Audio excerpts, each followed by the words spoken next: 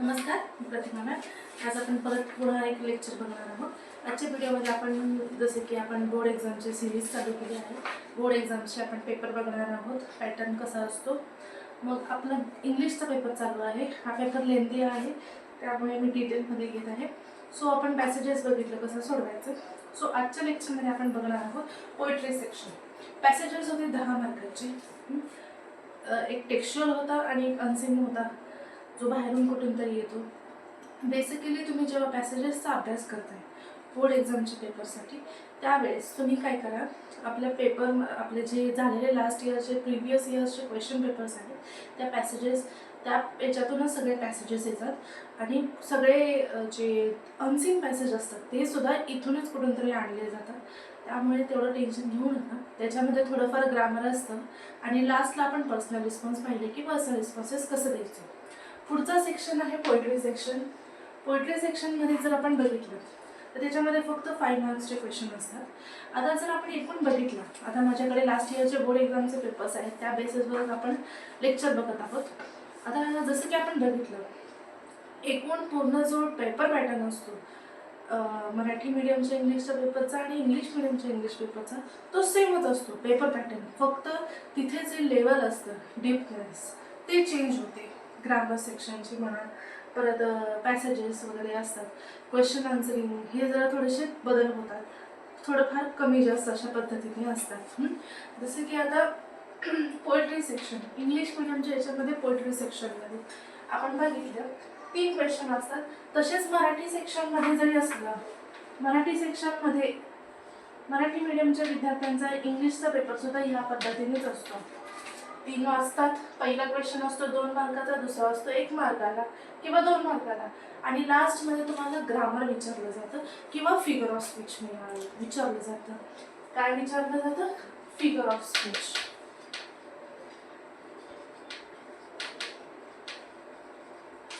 इथे सुद्धा तेच असतं, at is figure of speech तुम्हाला एखाद्या वेळेस विचारलं जातं. ग्रामर सेक्शनमध्ये पोएट्री सेक्शनचा अभ्यास करताना तिथे तुम्हाला पर्सनल रिस्पॉन्सेस नसतात, तर तिथे तुम्हाला फिगर ऑफ स्पीच ह्या गोष्टी विचारल्या जातात आणि ह्याच्यासाठी 2 मार्क असतात. मग फिगर ऑफ स्पीच म्हणजे कोणते कोणते असतात, मेनली कोणते कोणते असतात? रिपिटेशन किंवा सिमिली अशा पद्धतीने असतात. आता लास्ट इयरचा जर आपण क्वेश्चन बघितला, लास्ट इयरच्या ह्याच्यामध्ये त्यांनी वेगळ्याच पद्धतीने आपल्याला फिगर ऑफ स्पीच विचारलेलं दिसतं. मग पोएट्री सेक्शनचा तुम्ही जेव्हा अभ्यास करताय त्याच्यामध्ये तुम्हाला ग्रामर सेक्शन पण एखादा प्रश्न विचारतो. पहिला क्वेश्चन जो असतो, मेनली पहिला आणि दुसरा क्वेश्चन हा पोएट्री सेक्शनमधलाच असतो, वरचा बघून खाली लिहायचा असतो. लास्टमध्ये ग्रामर सेक्शन, टेन्स किंवा फिगर ऑफ स्पीच हे 3 गोष्टी विचारलेल्या असतात. आता फिगर ऑफ स्पीच मेनली 2-3 आहेत जे महत्त्वाचे असतात, ते ह्याच्यामध्ये येतात. सो आपण इथपर्यंत बघितलं पोएट्री सेक्शनचं कसं आहे. आपण ह्याच्या पुढे बघूया रॅपिड रीडिंग सेक्शन.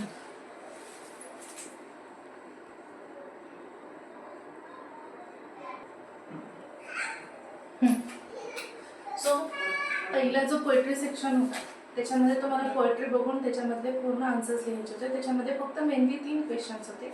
त्याच्यामध्ये एखाद ग्रामरचा क्वेश्चन राहतो अशा पद्धतीने. आता नेक्स्ट क्वेश्चनचा आहे तो ॲप्रिसिएशन आहे. पोएमचा ॲप्रिसिएशन. ॲप्रिसिएशन म्हणजे काय की तुम्हाला त्या पोएमचं सारांश लिहायचं आहे, थोडक्यामध्ये समरी लिहायची आहे. सो इथे सुद्धा तुम्हाला मार्क मिळतात, कारण तुम्हाला फक्त वरचं बघून लिहायचं. सो इथे कशा पद्धतीने त्यांनी ऑलरेडी दिलेले आहे. आता त्यांनी तुम्हाला वरती पोएम दिली असतात, त्याच्यावर ते म्हणणार की तुम्हाला टायटल. आता साहजिक आहे, टायटल आपल्याला आपण टायटल व्यवस्थित लिहितोय तर हाफ मार्क मिळतात. नंतर नेम ऑफ द पोएट, कुठे ना कुठे त्या पोएटचा उल्लेख असतो, सो तिथे सुद्धा हाफ मार्क मिळतात. मग हे पूर्ण झाले 1 मार्क. नंतर ती जी पोएम आहे त्या पोएममध्ये राईम स्कीम कशी आहे ह्याच्यामध्ये सुद्धा तुम्हाला 1 मार्क मिळतो. झाले 2 मार्क कनेक्टेड. आणि फिगर ऑफ स्पीच, पोएम्सचा अभ्यास करताय म्हणल्यावर तुम्हाला पोएट्री सेक्शनचा तुम्ही अभ्यास करताय म्हणल्यावर तुम्हाला फिगर ऑफ स्पीच यायला हवं. आता तेवढं आपल्याकडे वेळ नाही आहे, त्यामुळे मी फिगर ऑफ स्पीच नंतर बोलते, आता तेवढा वेळ नाही आहे.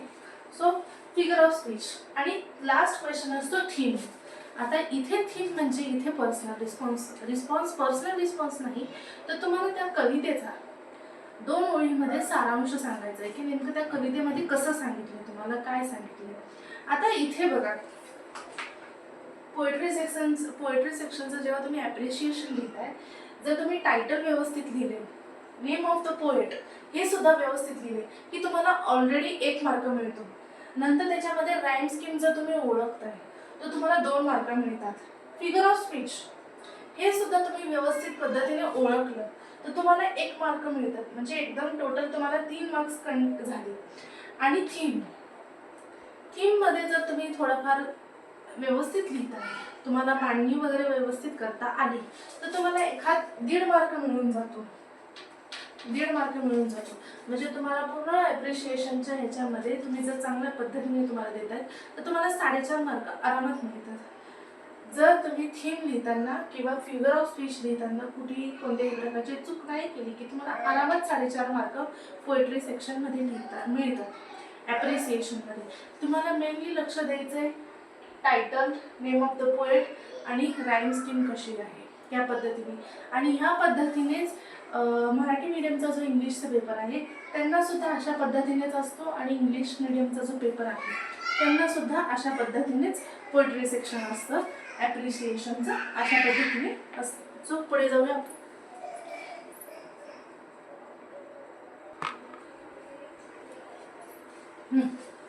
आता पुढचं सेक्शन आहे अनसीन पॅसेजेस. आता जसं की आपण पॅसेजेसचा अभ्यास करतो, मी जसं म्हणलं पॅसेजेसचा जेव्हा तुम्ही अभ्यास करताय इंग्लिशमध्ये तर ते पॅसेजेस कुठेतरी आपल्या टेक्स्टबुकमधलेच असतात. परत तुम्ही लास्ट इयरचे जे क्वेश्चन पेपर्स आहेत त्याचा अभ्यास केला त्याच्यातून असतात, किंवा जे वेगवेगळे तुम्ही नोटबुक रेफरन्स बुक्स घेतात त्याच्यातून असतो. पण हा जो असतो अनसीन पॅसेज हा कुठून तरी बाहेरून येतो.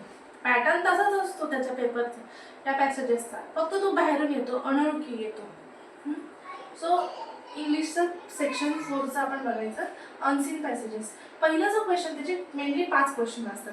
जसं की आपण सीन पॅसेजेसमध्ये बघतो तशाच पद्धतीने असतात. फक्त इथे डीपनेस का वाढते, कारण इथे ग्रामर सेक्शन जास्त विचारलेलं असतं. जेव्हा सीन पॅसेजेस आपण बघतो जे टेक्स्टबुकमधले असतात तिथे ग्रामर क्वेश्चन थोडे कमी असतात. पण हे जे अनसीन पॅसेजेस असतात इथे ग्रामर सेक्शन थोडं वाढवलं जातं. सो पहिला जो क्वेश्चन असतो तो मेनली फिलअप असतो, रिकाम्या जागा. दुसरा जो क्वेश्चन असतो तो वेब डायग्राम असतो, ते तुम्हाला कंप्लीट करायचं असतं वेब. तिसरा असतो तो तुम्हाला ग्रामर सेक्शन विचारलं जातं. एखाद्या वेळेस ते अँटोनॉमीज, सिनॉनिम वगैरे अशा कोणत्या गोष्टी तरी विचारतील ते ग्रामर सेक्शनचा. आणि चौथा जो असतो या ह्याच्यातला तो असतो ग्रामर सेक्शन.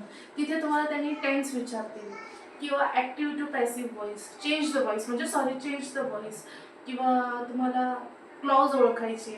अशा पद्धतीने जे ग्रामर असतं ते विचारलं जातं.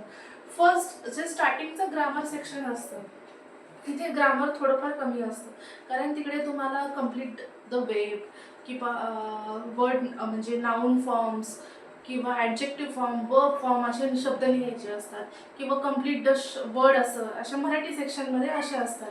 इंग्लिश मिडियममध्ये तुम्हाला पंक्च्युएट वगैरे अशा पद्धती असते. ग्रामर सेक्शन तिथे टेन्स वगैरे विचारलं जात नाही. पण ह्या सेक्शनमध्ये जेव्हा तुम्ही अनसीन पॅसेजेस वगैरे करताय तिथे तुम्हाला टेन्स विचारला जातो अशा पद्धतीने. आणि चौथा जो असतो लास्ट क्वेश्चन जसं पर्सनल रिस्पॉन्सेस तो 2 मार्काचा असतो. आणि मी सांगितल्याप्रमाणे पर्सनल रिस्पॉन्सेस जेव्हा तुम्ही लिहिताय तेव्हा तुम्ही कोणतीही निगेटिव्ह गोष्ट पर्सनल रिस्पॉन्समध्ये लिहू नका. शक्यतो तुम्ही पॉझिटिव्ह रिस्पॉन्स लिहा, जेणेकरून तुम्हाला मार्क्स मिळतील, चांगल्या पद्धतीने मार्क्स मिळतील. निगेटिव्ह कोणतीही गोष्ट लिहू नका पर्सनल रिस्पॉन्सेसमध्ये. सो आपण हे बघितलं अनसीन पॅसेजेस. आता ह्याच्या पुढची बघू आहे समरी. मग समरी जेव्हा बघतो आपण, समरी सेक्शन जेव्हा बघतो आपण तिथे आपल्याला 5 मार्क असतात. समरी सेक्शनमध्ये आपल्याला इथेच पुढे 5 मार्क असतात. समरी सेक्शनमध्ये 5 मार्क्स असतात. आता भरपूर विद्यार्थी असे म्हणतात की भरपूर विद्यार्थ्यांचा विचार असा असतो की आपलं ग्रामर सेक्शन चुकेल किंवा इथे काहीतरी पर्सनल रिस्पॉन्स चुकतील. पर्सनल रिस्पॉन्स लिहिताना विद्यार्थी शक्यता घाबरत नाहीत, पण ग्रामर सेक्शन किंवा ते कम्प्लीट द वेब वगैरे ज्या अशा गोष्टी आल्या की विद्यार्थी जरा घाबरतात, म्हणून ते काय करतात, समरी सेक्शनकडे जातात. पण मी सांगू, समरी तुम्ही कितीही लिहा, सारांश तुम्ही कितीही लिहा, कवितेचा म्हणा किंवा धडेचा म्हणा, तुम्हाला मराठीमध्ये हिंदीमध्ये सुद्धा हा प्रश्न आहे, तुम्ही सारांश लिहा कवितेचा किंवा एखादा तुम्हाला गद्य देतील, एखादा पॅरा देतील आणि त्याचा तुम्हाला सारांश लिहायला सांगेल. सारांश शक्यतो नका लिहू, कारण तिथे तुम्हाला मार्क जास्त मिळत नाही मिळत. तुम्ही 1 पेज लिहा, 2 पेज लिहा, कुठे ना कुठे तुमच्या ग्रामर मिस्टेक्स होतात, कुठे ना कुठे तुमच्या स्पेलिंग मिस्टेक्स होतात. त्यापेक्षा तुम्ही इथे जे अदर ॲक्टिव्हिटीज असतात, जे 1-1 मार्कासाठी 2-2 मार्कासाठी जे प्रश्न असतात, आता इंग्लिश पेपरमध्ये आपण बघतोय तर तिकडे 1-1 मार्कासाठी 2-2 मार्कासाठी जे पॅसेजेसमध्ये क्वेश्चन्स असतात ते सॉल्व करा. समरी सेक्शनमध्ये शक्यता नका जाऊ, कारण तिकडे तुम्ही कितीही लिहा, तिकडे तुम्हाला 3 मार्काच्या पुढे मार्क मिळू शकत नाहीत. आणि जर जास्त तुम्हाला चांगलं तुम्ही पद्धतीने लिहिताय, तुमच्या शब्दांची क्वालिटी चांगली आहे, म्हणजे शब्दांची मांडणी व्यवस्थित आहे, तर तुम्हाला 4-4.5 पर्यंत मार्क मिळतात, 3.5 मार्क मिळतात, पण त्याच्यावरती जात नाही. आणि त्याच पद्धतीने तुम्ही मराठीचा जर पेपर बघितला, मराठीच्या पेपरमध्ये सुद्धा सारांश लेखन असतं आणि हिंदीचा पेपर असतो त्याच्यामध्ये सुद्धा सारांश लेखन असतं. तिथे सुद्धा तुम्ही एक पेज लिहा, 2 पेज लिहा, मार्क 3 मार्कांच्या पुढे मार्क तुम्हाला जात नाही. त्याऐवजी त्याच्या अपोजिट ऑरमध्ये जर समजा तुम्हाला ग्रामर सेक्शन असेल तो कम्प्लीट करा. पण आता इथे आपण जे समरी सेक्शन बघतोय तो आपल्याला करायचाच आहे, 5 मार्कासाठी लिहायचाच आहे, कारण इथे ऑरमध्ये नाहीये तर हा सब क्वेश्चन आहे. इथे जर हा क्वेश्चन ए असेल तर हा क्वेश्चन बी आहे आणि ह्याला सुद्धा मार्क आहे. सो तुम्ही जास्त इथे वेळ घालू नका, पुढे जावा, इथे लिहा तुम्ही, पण इथे जास्त टाइम वेस्ट करू नका. कारण तुम्ही लँग्वेजेसच्या पेपरमध्ये जेव्हा समरी सेक्शन घेताय, समरी सेक्शन तुम्ही कधी करा, एखाद्या वेळेस लास्टमध्ये लिहा, नाहीतर थोडं लिहा, कारण त्याला जास्त मार्क पण मिळणार नाही आणि ह्याच्यामुळे तुमचा पुढचा पेपर सुटण्याची शक्यता असतो. आणि पुढचा म्हणजे कुठला, जो लास्टमध्ये रायटिंग सेक्शन असतो, रायटिंग स्किल आणि एक्सपान्शन असतं, ते मिस होतं, टाइम लिमिट कमी असतो. सो माझा म्हणजे अशा पद्धतीने पेपर सोडवा तुम्ही. समरी सेक्शन जो आहे, हा जर आला क्वेश्चन तर तुम्ही काय करा, 1 पेज सोडा आणि समरी सेक्शन हा सेक्शन तुम्ही लास्टला लिहा, नाहीतर तुम्ही पेपर कंटिन्यू करा, त्याच्यामध्ये थोडंच लिहा, जास्त त्याच्यामध्ये गुंतून जाऊ नका, कारण ह्याच्यामध्ये जर तुम्ही गुंतून गेला तर तुम्हाला पुढे तुमचा पेपर सुटण्याची शक्यता असते. रायटिंग स्किल, कारण लँग्वेजेसमध्ये रायटिंग स्किल सुटतातच, मेनली विद्यार्थ्यांचे सुटतात. रायटिंग स्किल, लेटर रायटिंग वगैरे हे सेक्शन आहे तो सुटतो. सो इथे जास्त वेळ टाइम वेस्ट करू नका,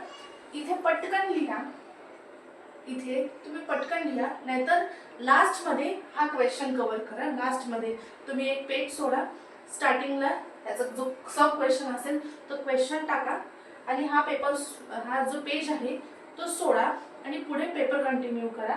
आणि लास्टला जेव्हा तुमचा सगळा पेपर झाला त्यावेळेस हा सेक्शन तुम्ही हातामध्ये घ्या. नाहीतर ह्याच्यामध्ये जर तुम्ही गुंतून राहाल तर पुढचे जे तुम्हाला ग्रामर, रायटिंग स्किल आहे आणि एक्सपेन्शन आहे, तिथे तुम्हाला टाइम पुरणार नाही ह्याच्यामुळे. आणि तुम्ही किती लिहा, हे 3 मार्कासाठी, मग ह्या 3 मार्कासाठी, ह्या 5 मार्कासाठी तुम्ही पुढचा पेपर सोडू नका. सो हा क्वेश्चन एकतर एंडला लिहा, नाहीतर थोडंफार लिहा आणि पुढे क्वेश्चनकडे वळा. ठीक आहे. आता इथपर्यंत आपण बघितलं, पोएट्री सेक्शन बघितला. पोएट्री सेक्शनमध्ये इथे तुम्हाला भरपूर मार्क मिळतात. इथले जे ऑब्जेक्टिव्ह टाईप क्वेश्चन आहेत, आता मी तुम्हाला एक टिप देते. पेपर जेव्हा तुमच्या हातात आला, question paper, first of all you have to read out. तो पेपर आधी तुम्ही पेन्सिलने रीड आउट करा. ऑब्जेक्टिव्ह क्वेश्चन्स आहेत, सेम। आणि जेव्हा तुम्ही पेपर स्टार्ट करता, लिहायला स्टार्ट करता, तेव्हा स्टार्टिंगला सगळे जे ऑब्जेक्टिव्ह क्वेश्चन्स असतात, ऑब्जेक्टिव्ह क्वेश्चन्स म्हणजे 1 मार्काचे, 2 मार्काचे, 3 मार्काचे, हे क्वेश्चन्स पटापट सॉल्व्ह करा। आणि जे क्वेश्चन्स मोठे मोठे आहेत, ज्याला जास्त मार्क लागणार आहेत किंवा जास्त लेंदी क्वेश्चन्स आहेत, लेंदी क्वेश्चन्स आहेत लँग्वेजेसमध्ये, जे लेंदी क्वेश्चन्स आहेत त्याच्यासाठी तुम्ही ब्लँक पेज सोडा आणि पुढच्या क्वेश्चनकडे जावा। तुम्ही पुढच्या क्वेश्चनकडे जावा आणि पूर्ण जेव्हा ऑब्जेक्टिव्ह क्वेश्चन्स तुमचे कंप्लीट होतील, त्यानंतर जे लेंदी क्वेश्चन्स आहेत, जे मोठे जास्त मार्काचे क्वेश्चन्स आहेत किंवा ज्याच्यामध्ये तुम्हाला जास्त वेळ लागणार आहे, ते नंतर घ्या। एकदमच मोठे पेपर कंटिन्यू चालू असताना मोठ्या क्वेश्चन्समध्ये जर तुम्ही अडकून राहिला तर पुढचा जो पेपर आहे तो तुमचा मिस होऊ शकतो। सो तो पेपर मिस होऊ नये म्हणून आधी ऑब्जेक्टिव्ह क्वेश्चन कंप्लीट करा, त्याच्यानंतर ज्या क्वेश्चनला जास्त मार्क आहेत किंवा जिकडे तुम्हाला जास्त लिहायचं आहे ते क्वेश्चन तुम्ही एकतर पेज ब्लँक ठेवा, नाही तर थोडंफार लिहा, अर्धं सोडा आणि पुढचा पेपर कंटिन्यू करा। आणि नंतर जेव्हा तुमचा पेपर ओव्हरऑल कंप्लीट होईल तेव्हा जे जे तुम्ही पार्ट सोडलेला आहे ते लिहा, जेणेकरून तुमचा तो जो पुढचा सेक्शन आहे तो पण कंप्लीट होईल आणि हा जो सेक्शन आहे ज्याच्यामध्ये तुम्हाला जास्त लिहायचा आहे, समरी सेक्शन, तो सुद्धा तुम्हाला लिहिता येईल। असं करा। एका गोष्टीमध्ये गुंतून राहिल्यामुळे दुसऱ्या गोष्टी आपल्या कंप्लीट होत नाही, ही गोष्ट लक्षात ठेवा। सो नेक्स्ट व्हिडिओमध्ये आपण बघणार आहोत रायटिंग स्किल। रायटिंग स्किलमध्ये आपण लेटर रायटिंग बघणार आहोत आणि WH क्वेश्चन्स, इंटरव्ह्यू क्वेश्चन्स हा मेनली टॉपिक असतात। लेटर रायटिंग पण त्याच्यामध्ये पण एक खासियत आहे। लेटर रायटिंगमध्ये फॉर्मल लेटर घ्यायचं का इनफॉर्मल लेटर घ्यायचं हे सुद्धा आपण बघणार आहोत नेक्स्ट व्हिडिओमध्ये। सो तुम्हाला माझा हा व्हिडिओ आवडला असेल तर प्लीज मला छान अशा कमेंट्स करा, माझ्या व्हिडिओला लाईक करा, शेअर करा आणि माझ्या चॅनलला सबस्क्राईब करा। आणि ह्या वीकमध्ये आपण म्हणजे ह्या पूर्ण बोर्ड एक्झामचे पेपर कसे सोडवायचे, कोणत्या पद्धतीने तुम्ही ट्रिक्स यूज करा आणि मेनली तुम्ही लास्ट इयरचे जे प्रिव्हियस इयरचे क्वेश्चन पेपर आहेत तेच जास्त प्रिफर करा। हो, सो थँक्यू।